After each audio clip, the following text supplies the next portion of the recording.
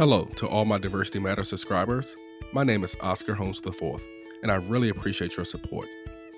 And to show you how much I appreciate your support, as a Diversity Matters subscriber, you get exclusive access to listen to Beyond the Mill, my live diversity dialogues talk show that I created and host on campus at Rutgers University-Camden. Now, because it's a live show and recorded using a different system, the audio quality isn't as consistent at times, but I promise you, the guests and content are great and you'll love the show.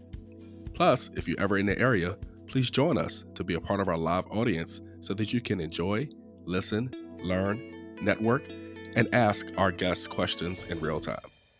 Enjoy the show. Alrighty. Good morning. I think it's good morning, right? Good morning, everybody. How are you? Good. Welcome to Beyond the Mill. My name is Oscar Holmes IV, and it's episode 5. So we are celebrating Women's History Month this month, so let's give it up, Women's History Month.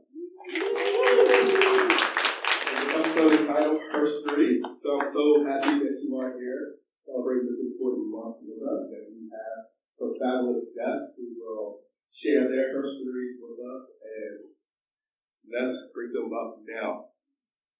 So I know on all the flyers there's a change that you see. No, we did not do the bait and switch on you. Professor Kim Hutchinson really did want to be here. She was scheduled to be here, but an emergency came up, and she sent her regards, so she could not be here. We definitely want to get her on the Beyond the Mill stage one day, but we have a very capable person in her stead. Our executive producer of Beyond the Mill, TiAira Neal herself. She is the program coordinator for the Office of Diversity and Inclusion, so please welcome her up, TiAira. And of course, all of us are no stranger to this wonderful person, Dr. Gail Caputo. She is professor of criminology here at Rutgers, as well as the director of the Gender Studies program. So please welcome her up.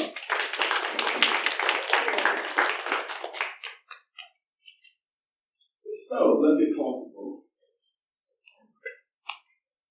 Breathe in, breathe out, right?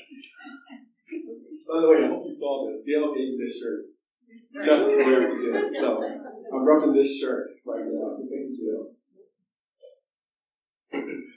So 20 minutes ago, I got this email from Kim letting me know she couldn't be here, right?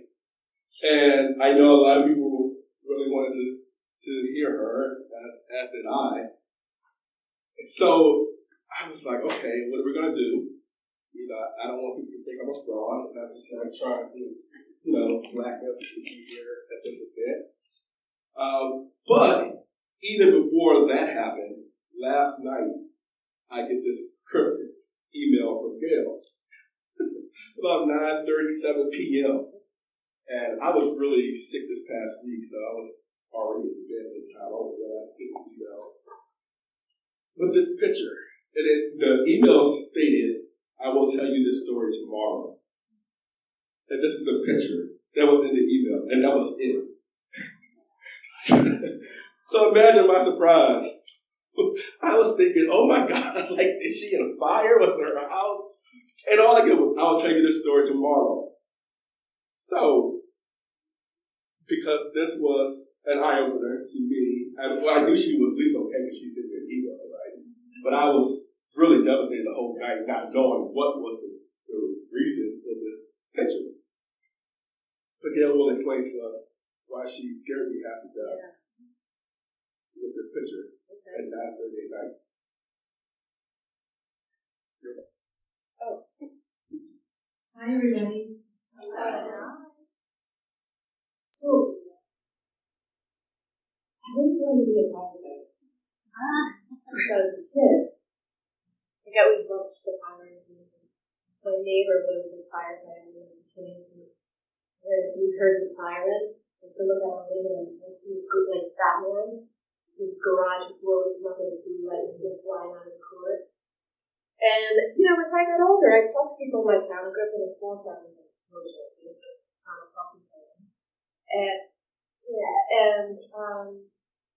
I remember talking to the chief, and I said, you know what do you want to do? And he said, hey, you want to do it? I was like, oh, so 6-year-old guy with a 12-year-old man. And I just, I put it out of my mind. And then, getting older, just thinking about all of the time I have left and all the things I want to do, and my 7-year-old daughter. And I live in Medford Lakes. It's a small community. I love it there. It's like everybody's really engaged. Anyway, somebody said to me, the assistant coach of I coached my daughter's softball team. He was a deputy chief. He said, "Yeah, I don't even know how it works." It's like I'm a fat little guy. I'm doing this. I said, "Yeah, sure, I'll join." And I didn't know what it meant. But then I had to go to the academy. So I went to the Camden County Fire Academy this summer. I was the oldest person there. And I graduated. Anyway, that was my first time. Wow. And so it was like a couple of days ago at 2:30 in the morning, my pager goes off. And, we raced to the station, jumped in our bunker path, just in time to grab my helmet and everything, into the fire engine, going 90 miles an hour. Putting the air pack on and everything. There were 4 of us opened up the hydrant, we went to the house, and one of the guys who's like in his 20s, he said, "Yeah, you okay? You're right in front of you, right in front of you." I said, "Okay, good. So we put our air on, go in the house, and we take one step on the step, and I couldn't see anything. It was right here. It's 5 inches in front of me. It was amazing. It was like exhilarating and terrifying. So, and this was after we put most of the fire out and they took the air pack off. And they're like, it started again in the garage. And they're like, "Yeah, why don't you go do that?" So I grabbed the hose, and I'm putting the fire out in the garage.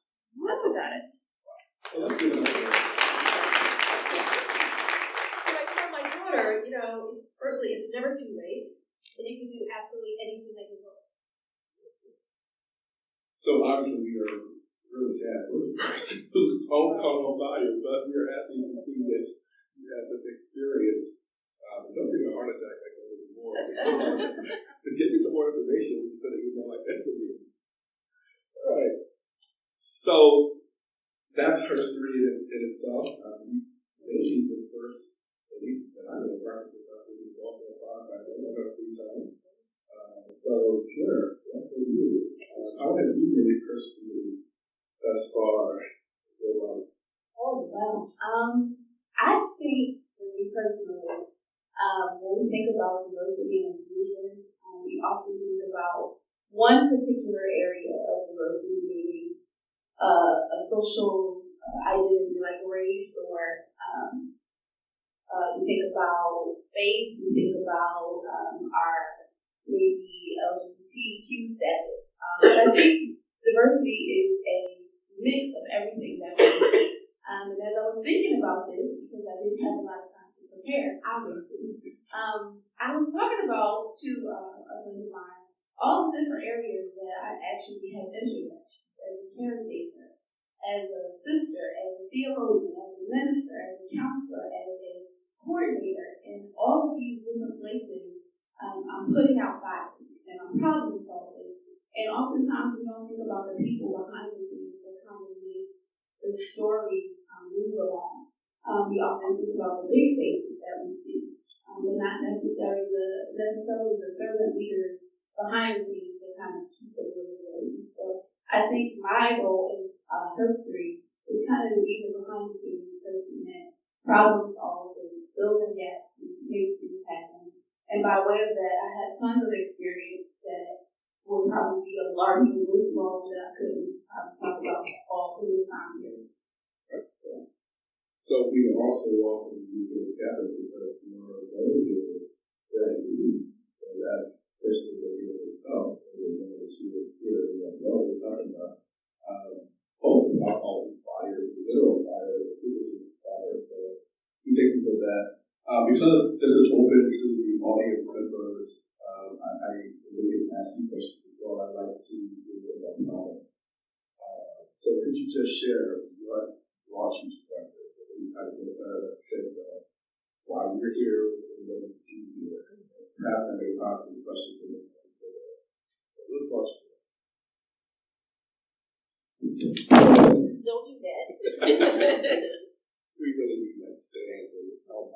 So my story is pretty interesting. I have never been a straight road person, meaning I've never gone from point A to point B without taking roots and stuff. I came to Rutgers actually as a transfer student in 2006, but prior to that time, I started at a HBCU in Maryland, Morgan State University. I enjoyed my experience there, but my family went through a really hard time when they came home. And as a result of that, I had taken some time off from school and had a really tough time between there.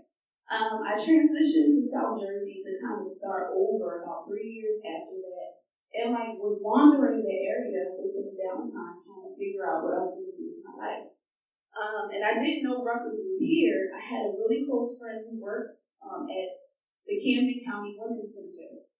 So I would volunteer there at the front desk, and then in the extra time I had, I would actually take walks in the neighborhood.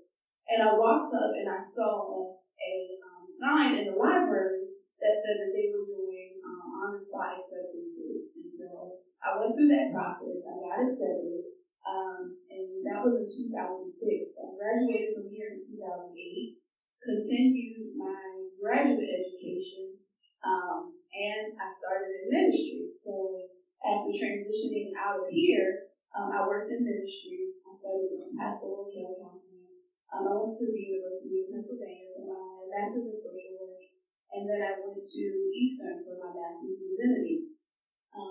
And after doing work in those fields and gaining experience with different populations, I started piecing all of my experiences together. I was working as a research assistant doing behavioral health work, at the same time doing pastoral care counseling, working in ministry, working with ancient identity populations. So in 2017, I saw this particular job opportunity open up for a coordinator for the Office of Diversity and Inclusion, covering race and interfaith.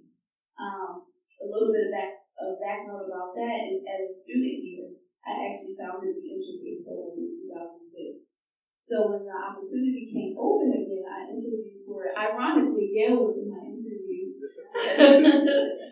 And I just loved how I felt at the table with all of these different diverse people. I think what I really loved was just seeing how diverse the experiences were of faculty and staff here. And I just felt like home when I came to interview. And ever since 2017, I've been here. Very good. So, Bill, we know you are a perfect social character. Yeah, I knew. I mean, I felt comfortable. Who brought you here? Brought me here. Well, let me get that. I never imagined that I would be an academic ever. I was an athlete in high school. I was actually the first person to get an athletic scholarship in high school, and I played field hockey in college. Anyway, I hurt my back and had to come back home, and I went to Rutgers because that was around the corner. And I studied criminal justice, and I liked it. And then when I left, I went into the State Police Academy when I was 20. And then I quit because I wasn't sure I was really mature enough for that, honestly. I had a business down the shore, did a lot of sailing, and then I thought, let me go to graduate school. So I thought, let me go back to Rutgers for criminal justice, and then before I knew it, I actually had to be honest with you, I was just doing that. And I taught in Texas for a while. I did some nonprofit work in the city, and then went back to Texas. And then when 9/11 happened, I knew I wanted to do it. That was it. And I realized my family was living on. So I actually got my 3 degrees at Rutgers, and I saw the job opening here. I never expected I would get hired, but I did. Got hired. A couple of us got hired at the same time to start the graduate program in criminal justice. That was 2002. So I was teaching in that program, doing research locally on the streets of Camden and North Philly. And then at my last promotion, I don't know, I just went through doing it. I feel like I need something else to do. I didn't do this, I need something else. I need to do more. I really want to be involved with the students because when we're working towards tenure and promotion, we're really locked in the system, I always call it. And I just felt so disconnected. And even though I was here, I just really didn't know a lot of people on campus. And she said, why don't you run this women's studies program? It's a minor. And I said, okay. And then I got to look at it and thought, maybe we need to change it around, do some things for boys and men, for the queer population. So we created a major, and now we call it gender studies, and that's really what I do now. So I'm a criminologist, and I also do gender studies. Yeah. So I want to stay with you just for a second. You have done some.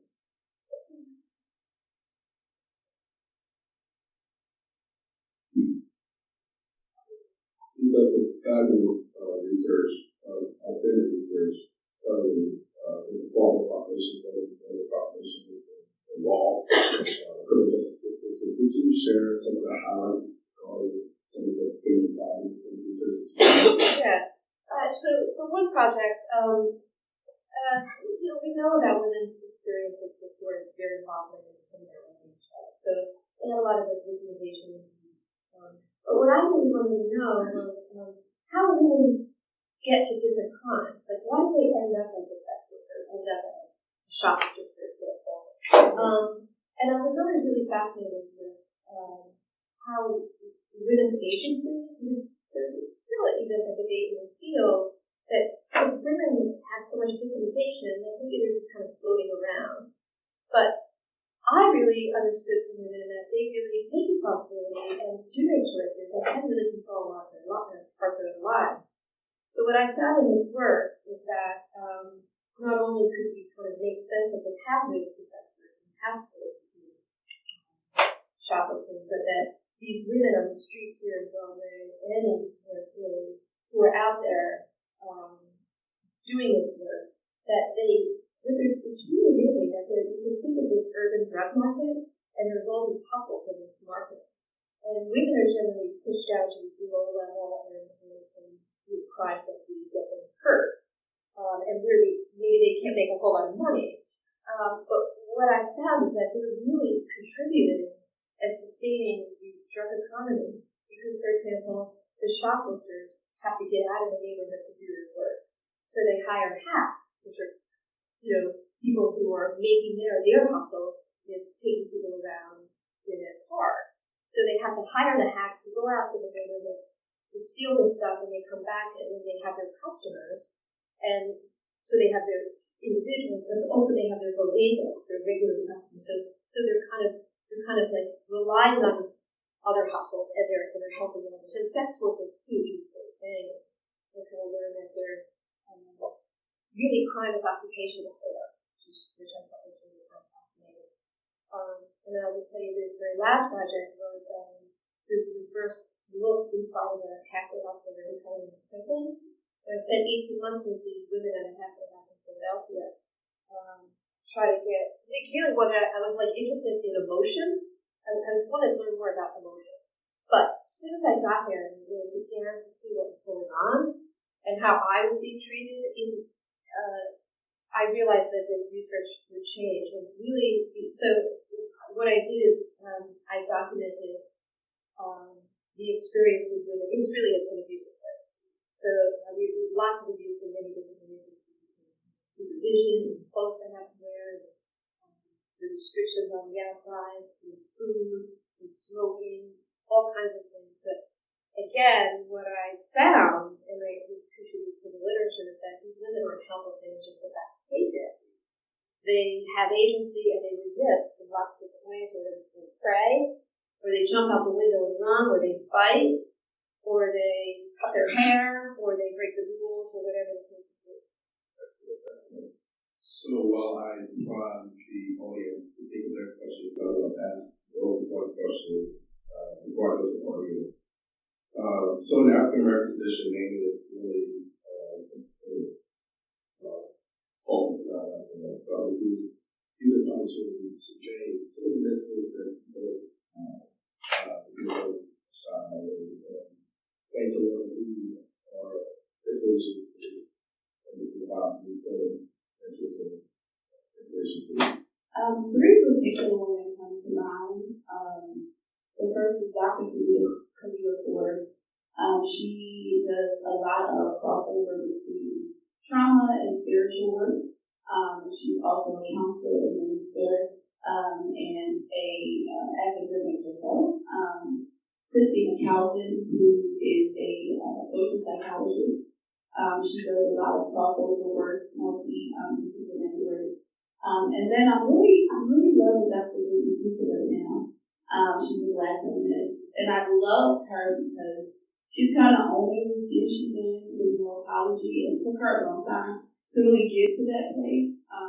But you know, I enjoy her authenticity. I enjoy her kind of exclaim about taking ownership of not the narrative of the angry Black woman, but the passion behind the angry Black woman, and reframing what society has called Black women. So, my clarification, Dr. Caputo is a professor at Rutgers University, so shout out to her, as well as the author of her newest book, Elegant Range. So if you haven't read her book, it's an author book, you can go out and get it. We happen to actually be in the same church in Paul, so she's a good person.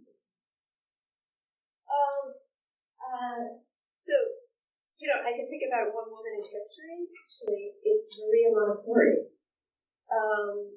I was always fascinated by what she did in terms of, like, so she's was one of the first women in Italy to go to medical school and become a physician. And what she really did, she created a model of education for kids that had difficulty, like difficult kids. But what it really was not only was it focused on the individual child, but it was really gender neutral. And my daughter went for 5 years, but I was always fascinated with that. Like that, I mean, that was the turn of the 20th century when she did that. I think of another woman in my past. I remember Sally Ride, right? With his space. When I was just graduated high school, I thought that was amazing that this woman could be a part of the man's world. Another woman in graduate school, Frida Adler, who's one of the first female criminologists, who's professor emeritus now. She's at Penn. And she wrote one of the first books on female criminality. And while she's gotten a ton of criticism over the years, a lot of criticism, I think she just really, what she did was just incredible. And she was really a mentor for me because when I went to graduate school, I didn't know how. I said, when did I get medical on here? And she said, you did. And, you know, she kind of helped me along. And I'm really grateful for her. And if I can think of one other person, it's my 7-year-old. Because I see her just asking me things like, Mommy, why is it called a manhole when we walk? Or, Mommy, why are they all men when we're watching the Super Bowl? You know, and things like that, and just like her kindness and all of that. She just gives me inspiration and motivation and just keep pushing forward for her. That's good. So let's pick some questions from our audience members. I'd like to ask Gail a question. So let me just give her an intro because she's a special person to me. So Gail was one of my undergraduate students at Rutgers University. So she's here now in Philadelphia, and she's doing great things at Rutgers College. And it's just one of the seniors past students for all these professionals. Thank you for being here.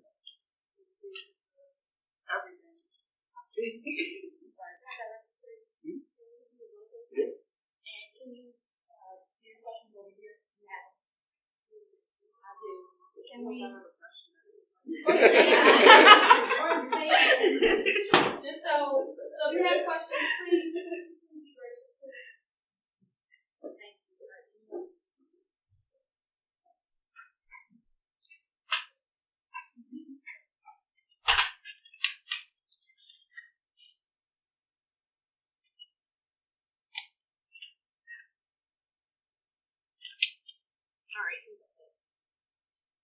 So, you spoke about people that you read about or in history who inspired you. Can you think of someone in your personal life that has made such an impact on you? I don't know, 20 years ago, and you think back, man, they taught me that, and it's something that I use today. Somebody used to always tell me about time management when I was a kid. Now I'm working with kids, and I'm walking around, and I'm like, time management, time management. I became that person.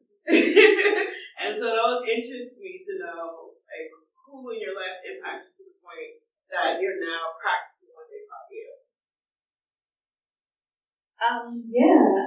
One of the things that I kind of live by as a personal ethic is humility and servant leadership, no matter what I do, in every community that I'm in. And I learned that from my mother. And I know this seems a little cliche, but she was a walking example of not being arrogant and getting ahead of yourself, or kind of thinking yourself as a person greater than you are, but using every opportunity to love humanity and to serve God, and to use everything you do as an opportunity of worship for God. And so that kind of grounds me in every space that I'm in, no matter how great or how small. And so I think that the spaces that I've been able to, fortunate enough to serve in some great and so small, I've been able to show up with that kind of underpinning in all of those environments.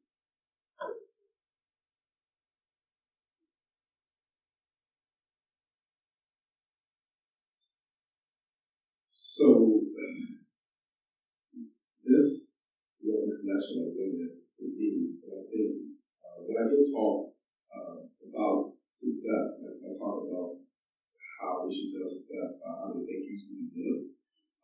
So for me, a collection of wonderful school teachers I had, they saw something in me and they had me tested for different challenges and we out of the class and out of the school when we were advanced students.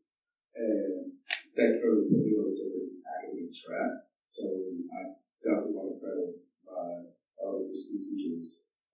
There's some improvement, so I can't make this one of them. But it really will put me on a different path. And, I mean, that would be here today had I not been put on the particular track.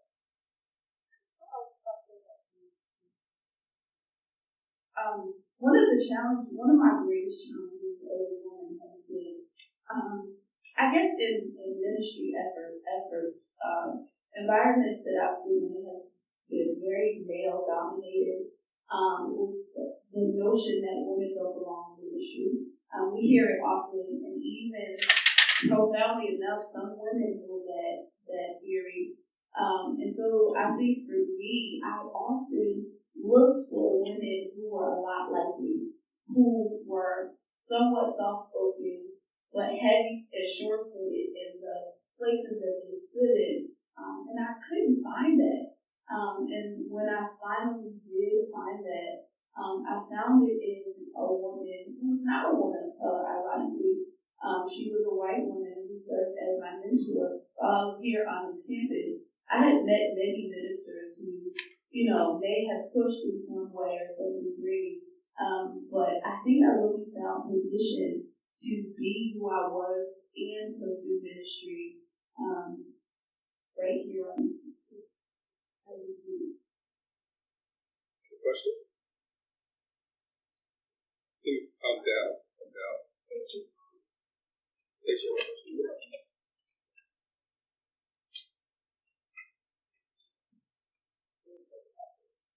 We're always evolving. I just wanted to know what actually took place, one thing in your life that made you feel like instead of I can't, I can.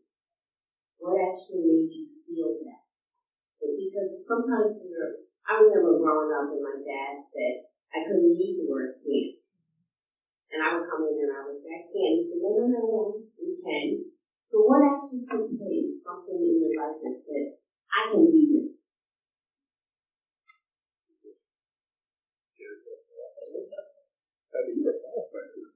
What happened?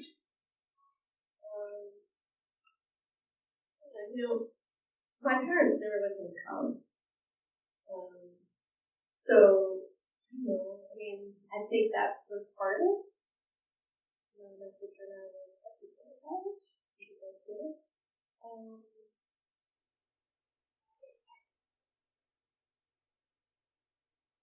I'll give you an example. When I was a kid, as my mother signed me up for softball, I was so excited.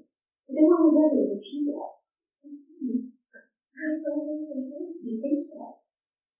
And she had to go to the town and this big thing. And it ended up playing baseball. So I did things like that I just, with my mother especially, very certain woman. We realized even though there were these rules or obstacles in place, and my father always said, we can do anything that we want. So maybe it was just my parents and just starting out very young. I look less on growing up and with my mom being a single parent. I think I learned that education was a transition out of poverty young. And when I got that idea, I didn't say I can't. I said I will. But I think in saying I will, I didn't foresee all the barriers that I would experience getting to that point. And I didn't foresee having to leave college in the middle of my education to be homeless for some period of time and to have to fight that battle. And I didn't foresee having to start all over again as if that never existed. And so that particular barrier could have been an I can't moment, but I realized at that moment that there was something greater beyond that. And it took a lot of time for that I will to develop because there were a lot of things that kind of happened in between there. Some of those things we block out as a result of, forging ahead. But I knew that I was onto something. And I think once I got the bachelor's degree, everything else was easy after that. Because that was the precipice for everything I needed to push past. And it created a resilience to help me to reach forward, but at the same time find my voice to reach back for those who I knew had that same kind of resistance and experience. And so I then spent 10 years of my life sewing into the lives of young people who had those same challenges. So for me, I'm going to piggyback off of Neal and do a little bit cliche, but I would say my parents as well. People who did not have a college education as well, but they always instilled in us that we can go to college. Education was just so important in our home. And it was one of the punishments they had to threaten us to do really big was to say, we need to be home in school. And for us, I grew up in a really rural area, so I love living in a rural area. We were listening to different contexts and growing up in that point. And school was important. School was always important. I don't know where we got this idea from that we could just do anything. It was from our parents. We were going to go to college, and it was just accepted. You can do which is even more important today. We just heard the news yesterday about this huge college university scandal of people, paying their way to get their kids in college. But 2 decades ago, it was my parents who didn't know how we were going to do it, but it was because that we were going to come to college.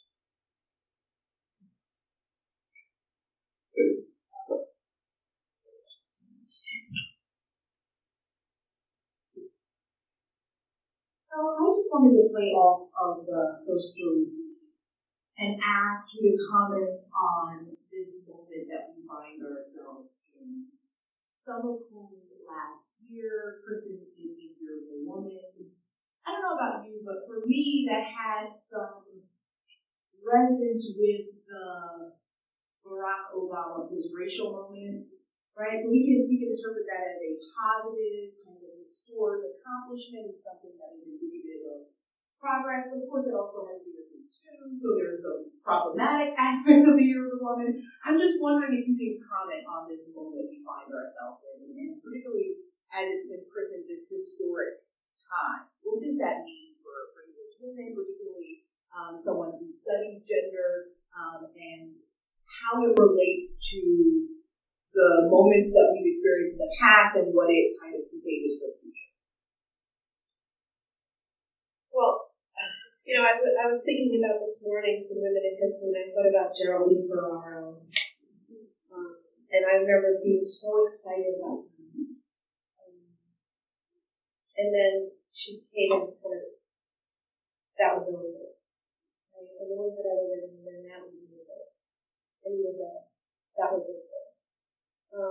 But I think we're at a place where it won't be over. It won't be very long. I mean, it's going to continue. I mean, there's this momentum to kind of dismantle the privileges that men have had, white men have had.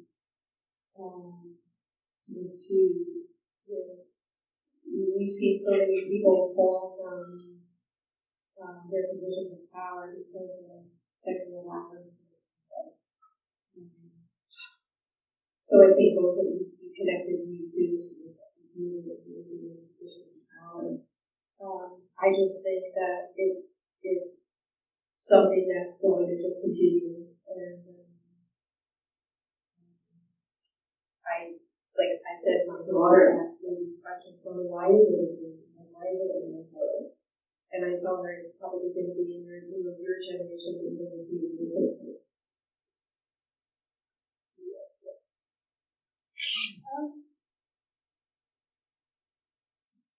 I think my response may be a little untraditional.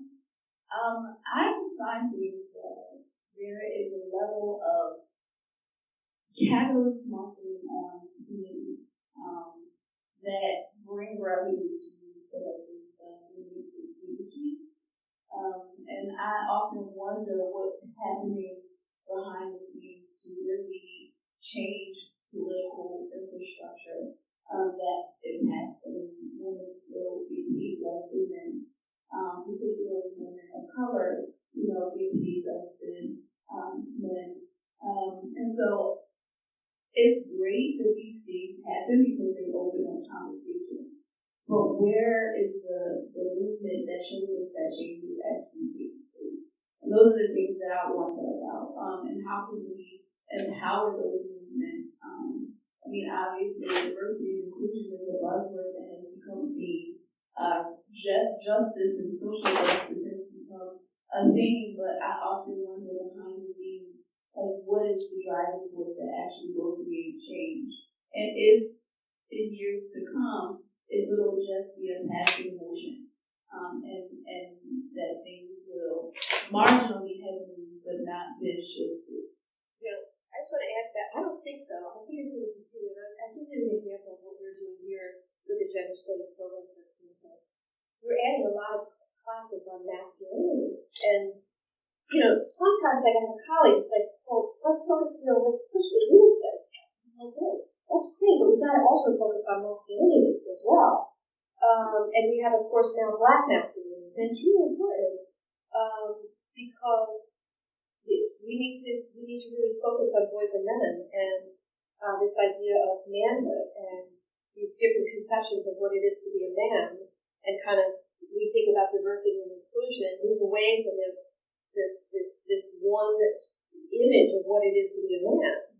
Because I think if we begin to teach boys and men different ways of expressing their masculinity, I think that will help push this as well. I definitely agree with that sentiment. And again, as our audience think about the questions they have when we come down, and I'll respond to questions as well. I will say that I will say that serious is that much. I really thought it was a good point. And I really thought it was beneficial again in terms of right politics. I was really I was under no assumptions that the vertical administration or what you would call this one niche or whatever. But I thought we were in a place in the country where we would kind of waiting to see this progress.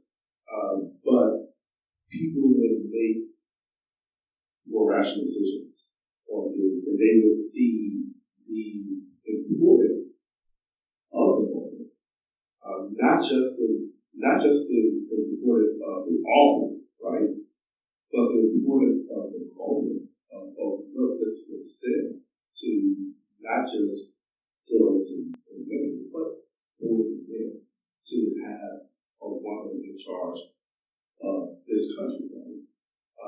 Particularly since there have been other countries where women have already been president or prime minister, right?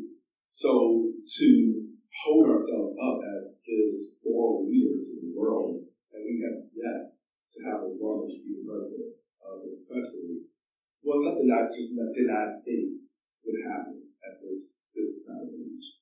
So I agree with you both. I see the progress in some cases, but I just see so much repression sometimes too. And it may be those situations where you make two steps forward and one step back.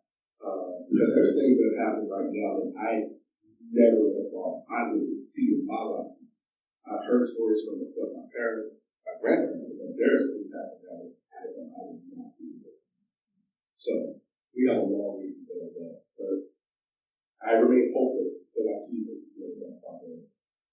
I have a 4-year-old Boston son as well, and I see him growing up and some of the questions that he asks, and the way that he interacts with his classmates is very different than how we, of course, we're raising him to be a feminist as well, right? So, it's not that toxic masculinity in our household. And I do think the people who need to take on the onus to break down these barriers is men, right? It's not women's job to break down these barriers like men. We really have to step up and break down these barriers and get rid of toxic masculinity and patriarchy, all of those barriers to success that we really put in place for them. And many times we do it because we make things status quo, which has some power.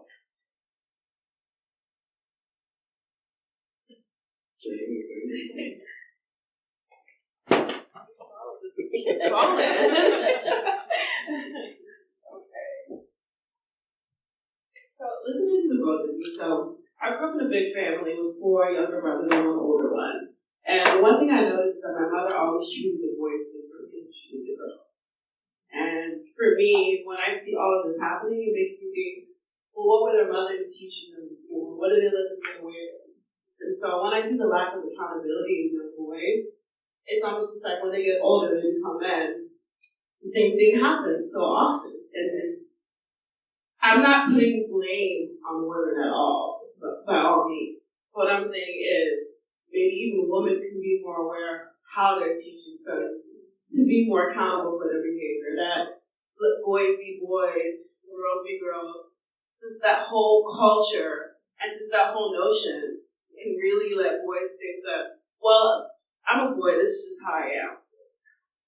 And just getting away from that. And so I feel like when all of this is happening, it makes me think like, yeah, men need to be more aware, but they also too, at a very young age, need to be taught that you need to be accountable for this. And being a boy doesn't let you get away with it.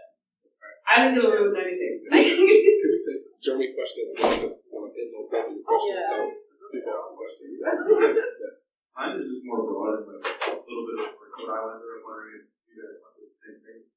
But coming into adulthood, did you guys ever have experiences where you felt that you weren't good enough or like didn't have the confidence to get through, and then like had a realization that I am as good as anyone else and that I can do it? So, questions about raising kids and having to boys and girls. And have you ever had that moment of whether that was good enough? I'll just tell them quickly, all the time. Yeah, I do all the time. Yeah, all the time. I mean, when I was hired here, I thought, and when I was tenured and promoted, and when I got my last promotion, I deserve that all the time. And I think in answer to your question,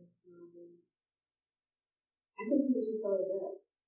I I serve lunch in a middle school, and I look on the wall and I see the blue tag for the boys' bathroom with soldiers on the thing, and the pink tag for girls with princesses. And I just thought, that's so many women think that. Of course, this is teaching them that you can get into their heads. But people just aren't in the I think some of the family transitions have really lent themselves to holding fast to traditional gender roles that have been passed down and oftentimes toxic and not families, I know my mother and grandmother didn't spend time looking at whether I'm raising my son or, I'm raising my daughter in a way that would define a person who will be an activist or think about another person's role in life as being equal or equitable. I think when we think about traditionally, I think about families in poverty and just getting through the spaces where they just are surviving. And whatever that day-to-day looks like does not lend itself to an intellectual assessment process or a process of sitting down and reconstructing the way that they're looking at how they're raising their family, especially if they're minimally educated. That's not everybody, but that is a margin of our population, a large portion of families of color that don't have the background educationally or the terms to redefine how they're looking at raising their children. And I think when you try to go back and reconstruct those old thought processes, it's kind of too late at that point. And we look at resocialization processes like school and things of that nature, but at that moment, there's an embedded process that takes a lot of deconstructing way beyond academic walls. And how do we build agency outside of that to continue that work? And of course, I go through the same process. Imposter syndrome is very challenging, especially when you're in a high-powered environment of acquisition like academia. It's all about getting degrees, publishing, doing those things, and so often you can look at yourself as not good enough and compare yourself to others, but you have to go back to your personal and moral ethics and say, I am good enough, and look at how you become myself. If you don't have the faith in yourself, you're not performing. Not until I decided I am good enough that I would do well. Great question. So, I know we can continue this conversation for a long, long time, but we must stop here. Please join me in thanking our wonderful guest, Dr. Gail. Thank you so much for being here. This was an honor to sit down and chat with you and learn about your history, this thing that I didn't even know about you both. I think I know. So thank you for sharing those parts of yourself with all of us. And we also want to ask that you come back for our season finale of Beyond the Bill, where we will welcome Dr. TiAira, who's a professor of sociology here. She's an expert on interracial relationships. We're going to talk all about that for our good show, and we'll be back on Rutgers spot in the campus. So see you April 10th.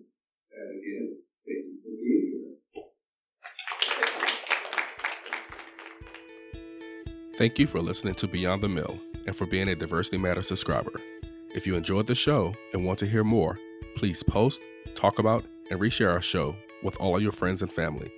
And leave us a favorable review so that it will make it easier for others to find us wherever they listen to podcasts. We cannot do this important work or keep it going without you, so we really appreciate your support. Beyond the Mill is produced by me, Oscar Holmes IV, and TiAira Neal, and receives generous support from Rutgers University-Camden's Office of Diversity Inclusion and Office of Student Affairs. Diversity Matters is produced by WH Consulting, a firm that provides a wide range of management consulting and professional services to individuals and organizations. Original music produced by Sincere Morton Murray. Until next time, peace and love.